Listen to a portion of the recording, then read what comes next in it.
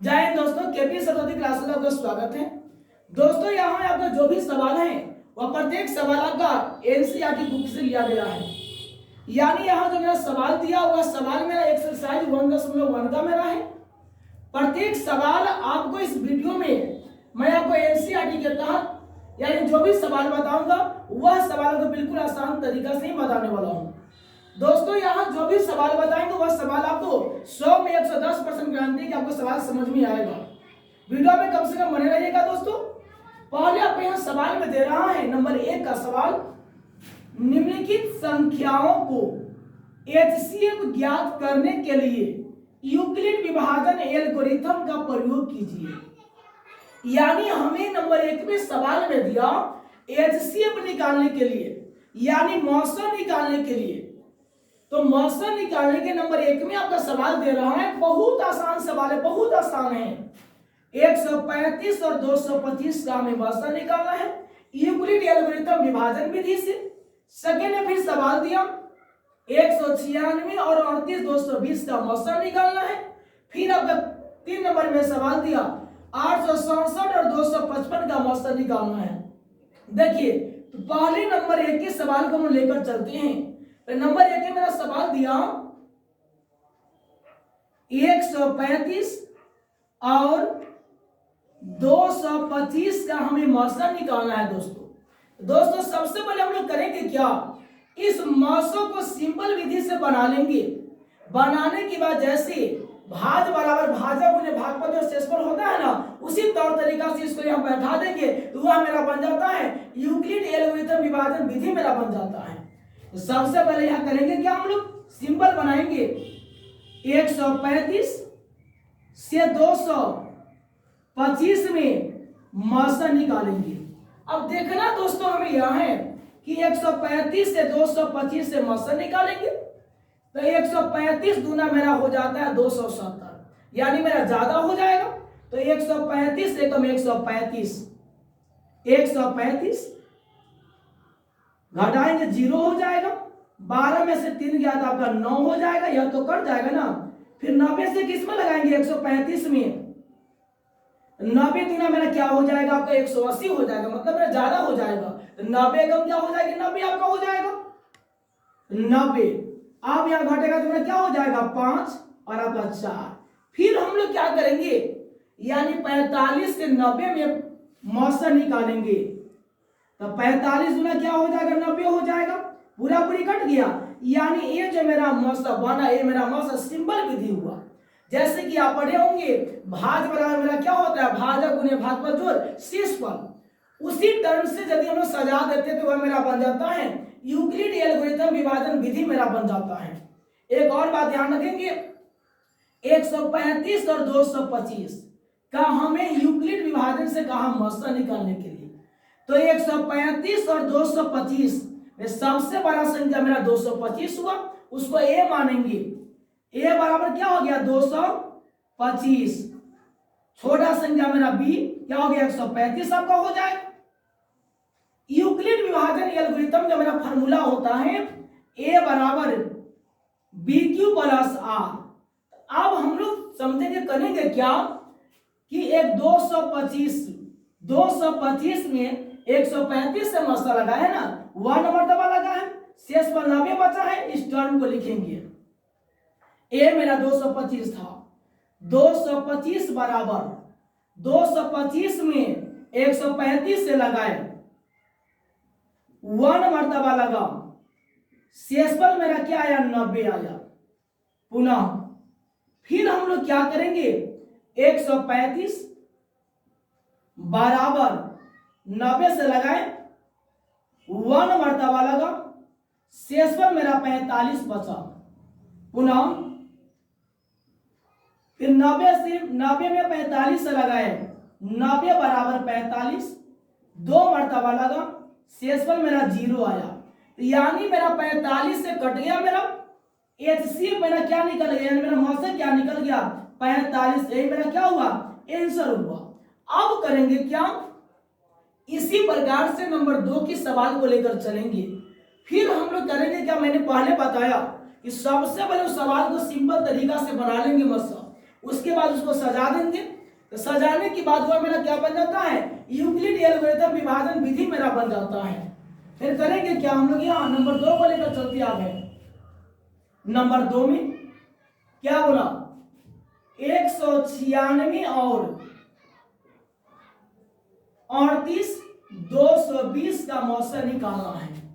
तो फिर 38 220 का जैसे यहां सिंपल बनाए वैसे ही वहां ही बनाएंगे। देखिए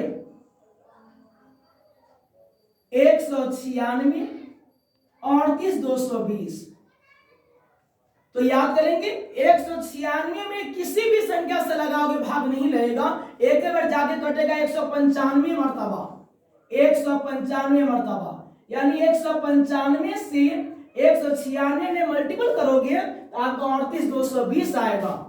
38 क्या आएगा 220, यानी पूरा पूरी मेरा कट गया हो, यह मेरा सिंपल हो गया। इसी को सजाएंगे, तो सजाने से पहले मैंने बताया था, थोड़ा इसको लिखेंगे कि 196 और 38 220 में सबसे बड़ा बड़ा संख्या क्या हो गया 38 220, उसको मानेंगे a बराबर हो जाएगा 38 220, मेरा b का मान क्या हो जाएगा 196।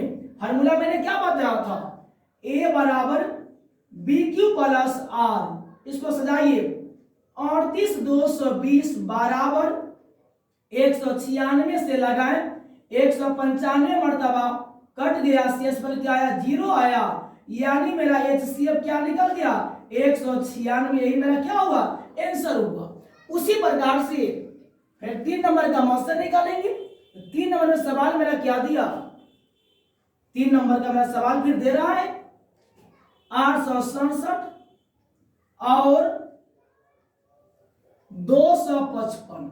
मैंने बताया सबसे पहले हम लोग क्या करेंगे 255 या 867 जो भी दे उसको सबसे पहले सिंपल विधि से मौसम निकालेंगे, उसके बाद हम लोग सजाएंगे 255 से 867 में। अब देखिए 255 चौका लगाते हैं तो आपका ज्यादा हो जाएगा, 255 तिहाई लगाइए, 5 तिहाई 15, 5 तिहाई 15 1 16, 3 दूना 6 कितना 7, यानी 765 होगा। 7 में से 5 घट गया तो कितना हो जाएगा 2, 6 में से 6 गया था 0, 8 में से 7 गया था क्या हुआ 1। अब 102 से किस में लगाएंगे 255 में, 255 में 102 दूना क्या होता है आपका 204 होता है, 2 मर्तबा लगाइए, 2 दूना 4, 0 2 1 2, 5 में से 4 घट गया तो 1 हो जाएगा, 5 बचेगा। फिर मेरा क्या होगा 51 से 102 में लगाएंगे, 102 में 51 दूना क्या हो जाएगा 102, यानी पूरा पूरी मेरा कट गया। अब उसी टर्म को हम लोग यहाँ सजाएंगे। तो मैंने बताया था कि सबसे पहले हम लोग क्या करेंगे, बड़ा संख्या को a मानेंगे, छोटा संख्या को b मानेंगे।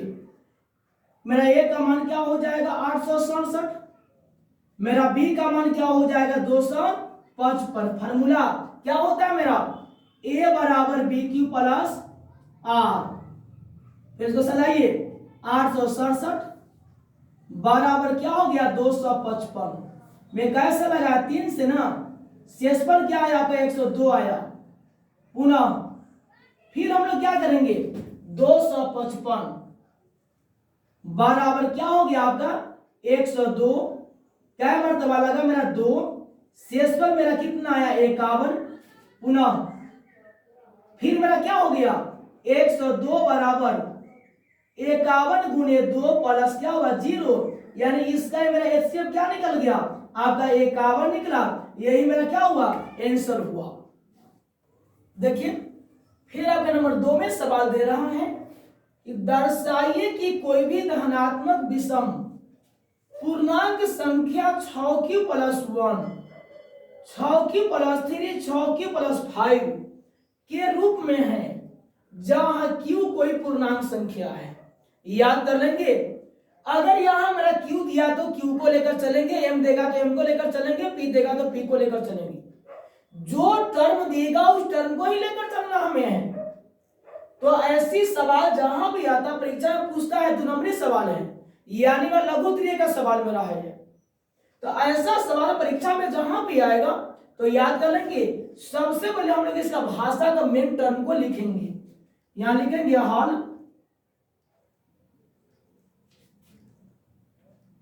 लिखेंगे धनात्मक विषम पूर्णांक संख्या, क्या मेरा दिया 6q+1, 6q+3, 6q+5 के अनुरूप में है। तो 6q+1, अब देखिए करेंगे हम लोग क्या, यहां q दिया तो q को लेकर चलेंगे, m देगा तो m को लेकर चलेंगे, p देगा तो p को लेकर चलेंगे, c देगा तो मेरा c को लेकर चलेंगे। या तो तीनों टर्म में मान को बैठा सकते हैं, या तो किसी एक टर्म में भी आप मान को बैठा सकते हैं। 6q+1 मान लेंगे अपना मन से, q बराबर 1 लेने पर अब यहां सवाल में हो जाएगा 6q+1, 6 गुने मेरा q का मान क्या हो गया 1+1, 6 एकम 6+1 मेरा क्या हो गया आपका 7। जिस प्रकार से मैंने q का मान 1 लिया, उसी प्रकार से q का मान क्या लेंगे आप 2 लेंगे। पुनः q बराबर 2 लेने पर या रखने पर सवाल फिर क्या बोला, 6q+1, 6 गुने q का मान मेरा हो गया 2+1, 12+1 मेरा क्या हो गया 13। मैंने बताया कि या तो 6q+1, 6q+3, 6q+5 तीनों टर्म में मान को बैठा सकते हैं, या तो किसी एक टर्म में मान को बैठा सकते हैं। जैसे कि मैंने यहां क्या बताया कि 6q+1 में ही पहले मैंने q का मान 1 लेकर मैंने मान को बैठाया, उसके बाद फिर मैंने क्या किया, q का मान मैंने इस टर्म में ही मैंने मान को रखकर मैंने बैठाया। मैंने 1 लिया तो मेरा संख्या 7 आया, 2 लिया तो मेरा संख्या क्या आ गया मेरा 13 आ गया। अब 2 के बाद फिर संख्या क्या लेंगे 3 लेंगे, लिखेंगे यहां पुनः q बराबर 3 लेने पर 6q+1, 6 गुने मेरा q का मान क्या हो गया 3+1, 18+1 यानी मेरा क्या हो गया 19। अब भाषा लिखेंगे, चूंकि संख्या 1 2 3 लेने पर हमें धनात्मक विषम संख्या ही प्राप्त होता है।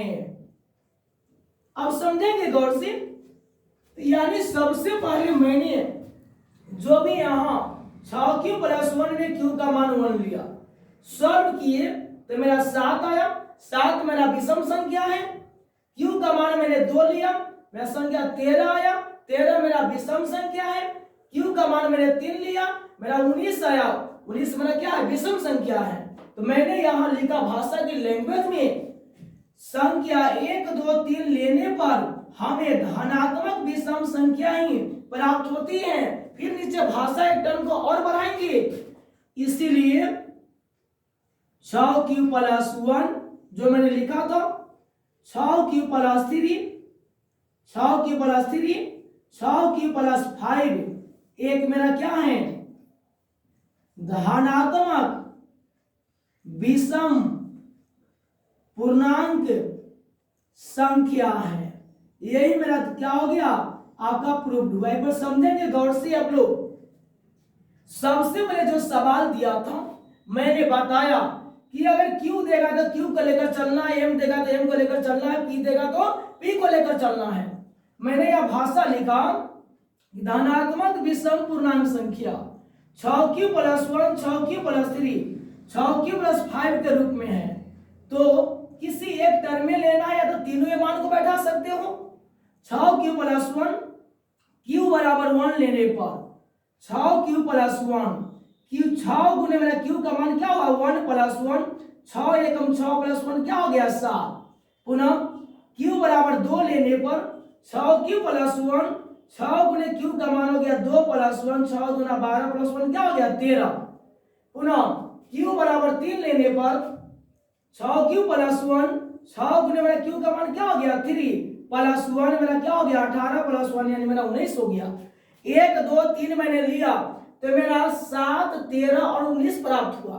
7 13 और 19 मेरा आपका विषम संख्या है, इसीलिए मैंने यह भाषा में लिखा, चूंकि संख्या 1 2 3 लेने पर हमें धनात्मक विषम संख्या ही प्राप्त होती है, इसीलिए 6q plus 1, 6q plus 3, 6q plus 5 एक धनात्मक विषम पूर्णांक संख्या है। देखिए फिर मैंने यह सवाल दे रहा है, किसी परेड में 6 से 16 सदस्यों वाली एक सेना की टुकड़ी को 32 सदस्यों वाले एक आर्मी बैंड के पीछे मार्च करता है। दोनों समूह की समान संख्या वाले स्तंभों में मार्च करना है तो उन स्तंभों की संख्या क्या है, यानी मेरा अधिकतम संख्या क्या है, यानी मेरा अधिकतम संख्या ज्ञात करें। तो याद कर लेंगे, सबसे पहले आपका सवाल बहुत हल्का दे रहा है, सवाल का जो भी लॉन्ग है मेरा लैंग्वेज लॉन्ग है, यानी 6 से 16 और 32 का हमें मौसा निकालना है। इस प्रकार के सवाल आपके सामने जहां भी आता है याद कर लेंगे, सवाल को पढ़ेंगे, सवाल को पढ़ने के बावजूद आपको अपने आप बुझा जाएगा कि मेरा मौसा निकालना है, कि मेरा मौसा निकालना है। तो यहाँ 6 से 16 और 32 का हमें मौसा निकालनी है, यानी हमें एचसीएफ निकालना है, हल,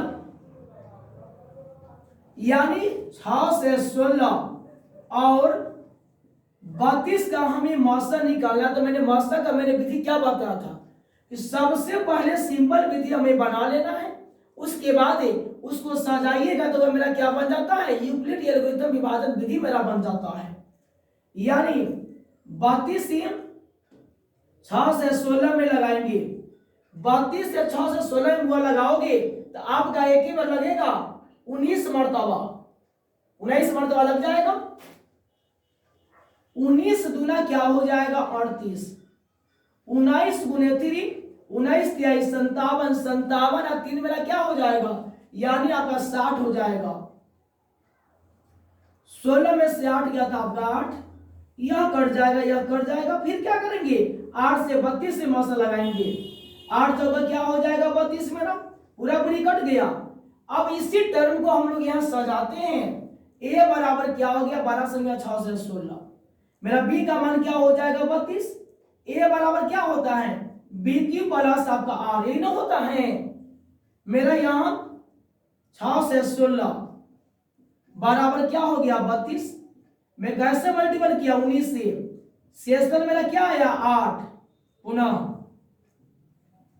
32 से फिर क्या में लगाए 8 में, 32 में 8 से लगाए, 32 बराबर 8, क्या मर्तबा लगा 4 मर्तबा, शेषफल मेरा क्या आया 0 आया, यानी 8 से आपका कट रहा है 32 4 मर्तबा, यानी मेरा एचसीएफ क्या निकल गया मेरा 8, यही मेरा क्या हुआ आपका आंसर हुआ।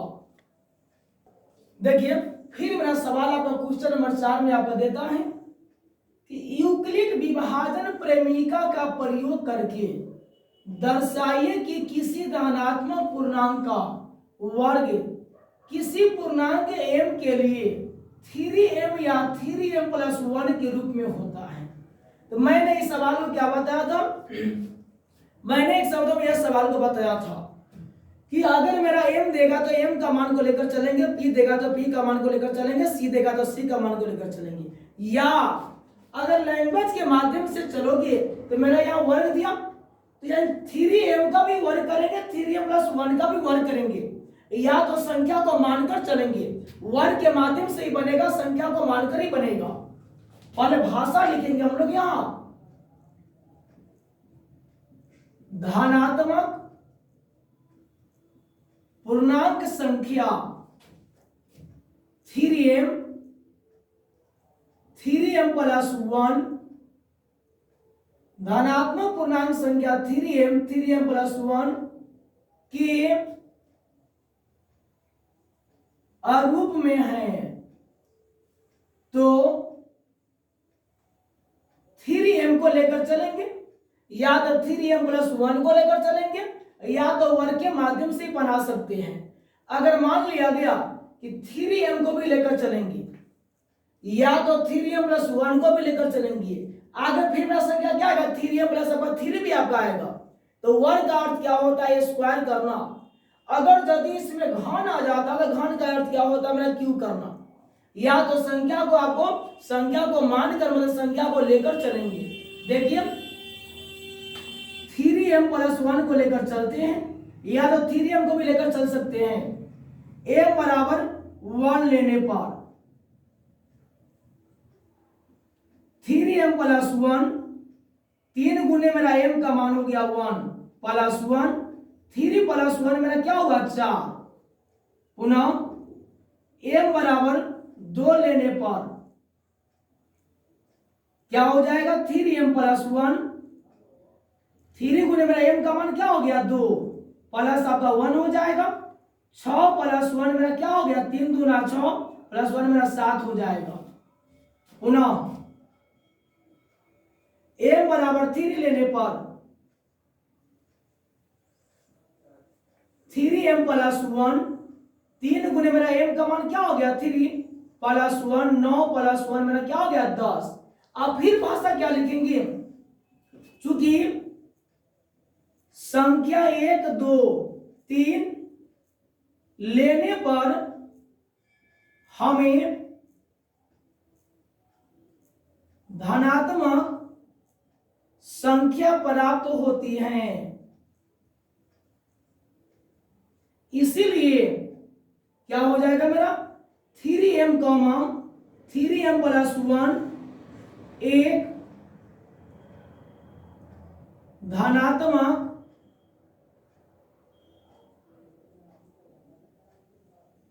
पूर्णांक संख्या है।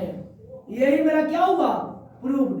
यानी मैंने पहले ही बताया था कि अगर m देता है तो एक m का लेकर चलेंगे, p देगा तो p को लेकर चलेंगे, c मेरा देगा तो c को लेकर चलेंगे, जो 84 देता है उस 84 को ही लेकर चलेंगे।